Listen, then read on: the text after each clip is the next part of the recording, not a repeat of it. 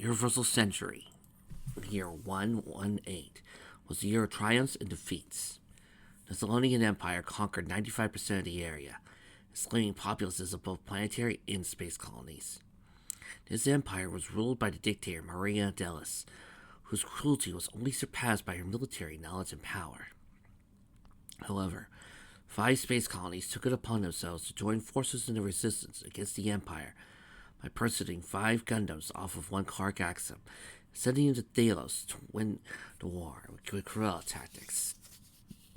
Mariana responded by purchasing the mobile armor Aspelus 4, sent to destroy all the colonies of Clark Axum.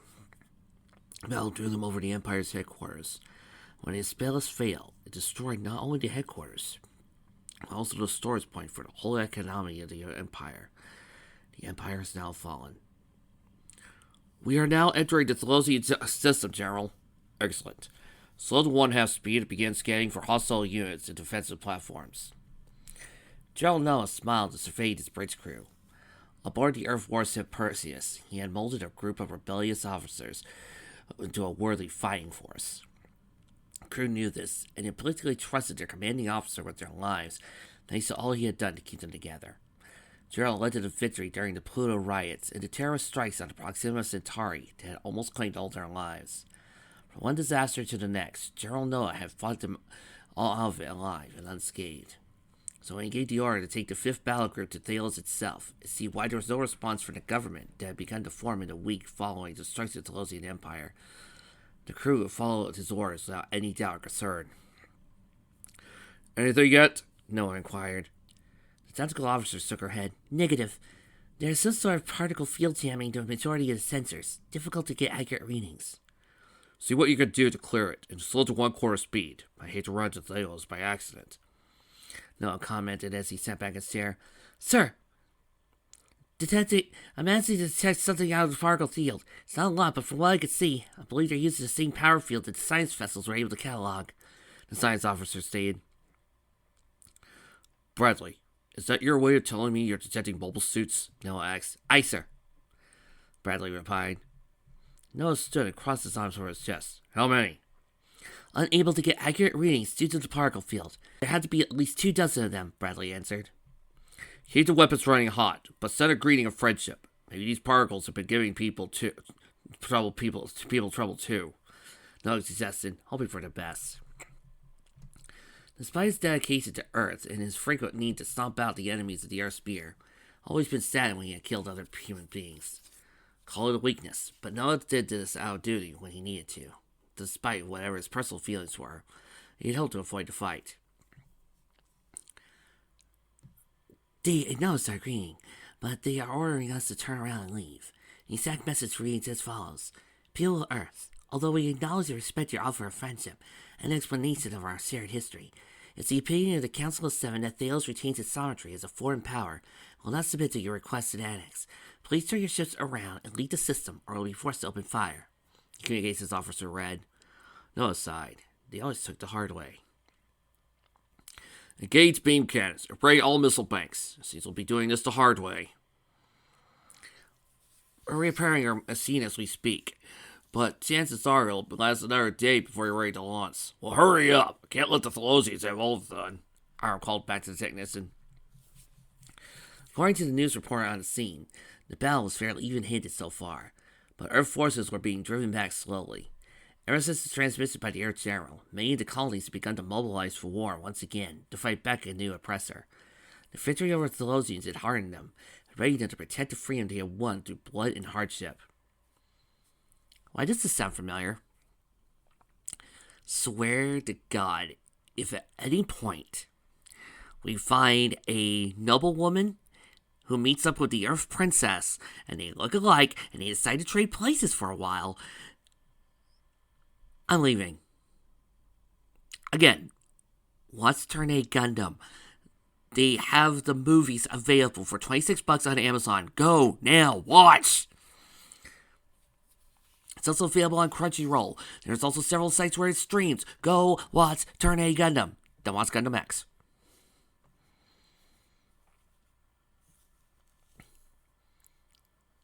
Arm Harston was in it because of the fame that accompanied him back to his home colony for his efforts in the original conflict. He also understood he wanted to keep the respect of the people in the poor Mali colony. He would need to go to another conflict. Of course, he loved blowing up anyone who got in his way, so it was a win-win situation. Aaron lit up a cigar, laughed gleefully, having acquired a taste for the larger sticks during his welcome home party. You know, you shouldn't be smoking those things around here. Something could catch fire, the technician pointed out. Yeah, like my boredom. Isn't there anything I could do to speed things up and get Arsenal off the ground? Arm inquired. Yes, you can get out of our way, sir, Sensei responded, not even turning away from the work he was doing. Arm grumbled and walked away, hoping the mess hall might provide more amusement for him than the irritating technician. As he walked through the halls, he thought of how everyone so quickly jumped back into their roles as soldiers for a cause, foregoing the attempts at political unity. The civilians were quick to take up arms as well, since they had been shown that open rebellion to a superior force could and did work. As Aaron walked in, his eyes were immediately glued to the video screen on the wall nearest him. The news was dominated with images of the battle occurring at the edge of Thelosian space. Mechs fought against fighters with reasonable success, but it was the larger vessels that were really taking the pounding. Oh my. Years before, it was made obvious that huge lumbering vessels were not the key to victory in space combat, which is why mechs and fighters become so popular as weapons of war. They were simply more effective. The large warships of the Air Spear were obviously not designed to combat of this nature, and Aaron couldn't help but smile a little as he saw their vessels set ablaze by a few insignificant mech suits. Melanie Dykin stared at the video screen as she weren't really looking at it. There had been a grand reception waiting for Den and her when they arrived on LX-059. Well, they only stayed for speeches and made themselves scarce during the ball afterwards. Den truly wanted to stay and party a little after all the hardships he had gone through during the campaign to liberate his colony. But he knew Melanie was in no condition or mood for such a thing. He quickly gathered up and brought her to the temporary headquarters of the LX-059 Governing Council, letting her stay in one of the guest quarters. Dan entered the room and looked at the video screen. News coverage of the battle was interesting, to say the least, since no one knew quite exactly how they got the images before them without flying to the middle of the battle. The sound was muted a little, since Melanie only wanted to watch the battle and not listen to the commentary by the war veterans or newscasters about what was going on. She chose to listen to instead Fire Bomber. Hey, stick to the Gundam jokes. Sorry, Trex. How you holding up? Den asked, setting down a tray of food next to her bed. Melanie gave no response. Instead, it even looked like she was blinking as she stared at the screen.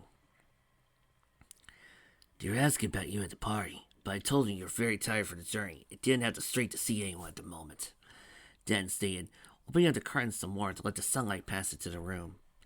Melanie continued to stare at the screen. Den turned to her and frowned. Yeah, I don't think they bought it either. How goes the battle?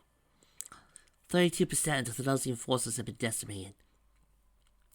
However, I calculate with a probability of 89% that the forces of Earth will have the right flank overtaken and be forced to make a retreat within 30 minutes. Melanie replied, eyes never leaving the screen. Den blinked and stared at her. Oh. Mariana Dallas was once the ruler of the Thelosian Empire. Snapping her fingers, she would ordered the execution of any individuals who felt offended her or her empire.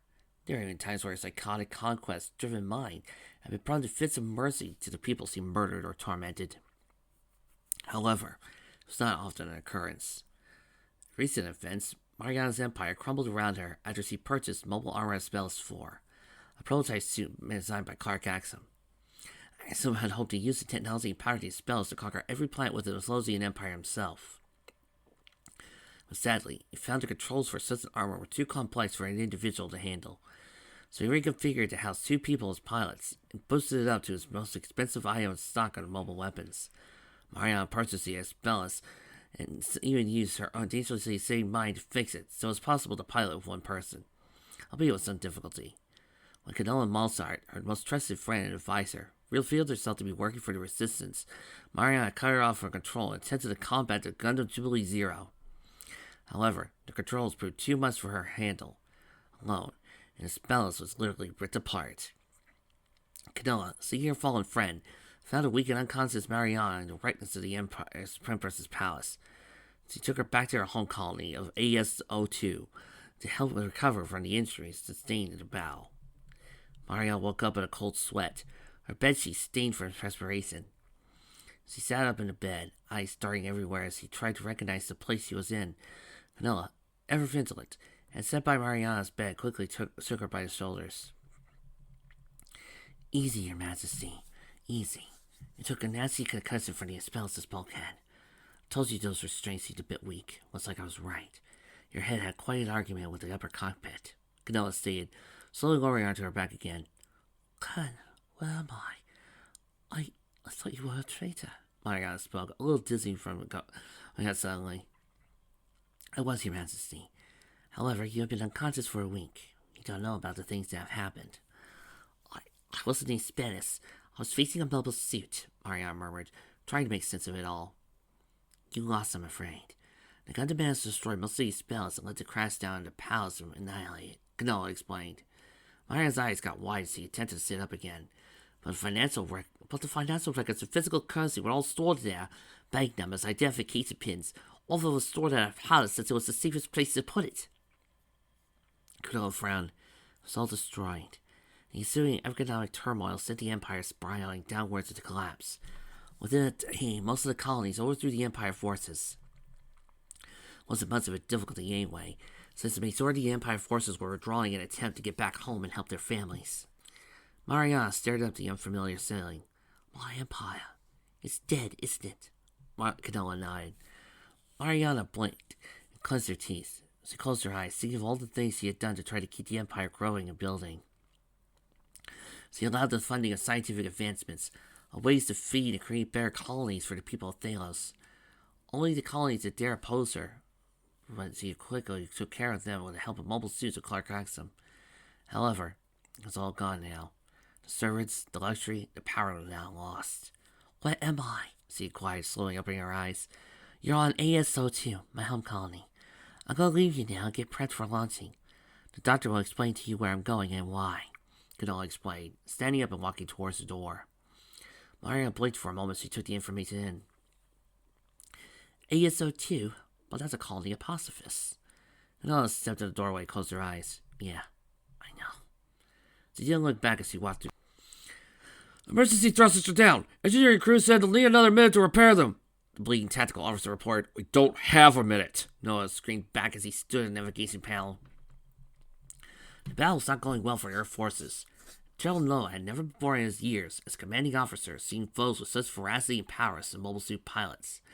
When the battle first started, the experienced fighter pilots had no difficulty in hitting any of the suits that came near them, treating them simply as different forms of fighter craft.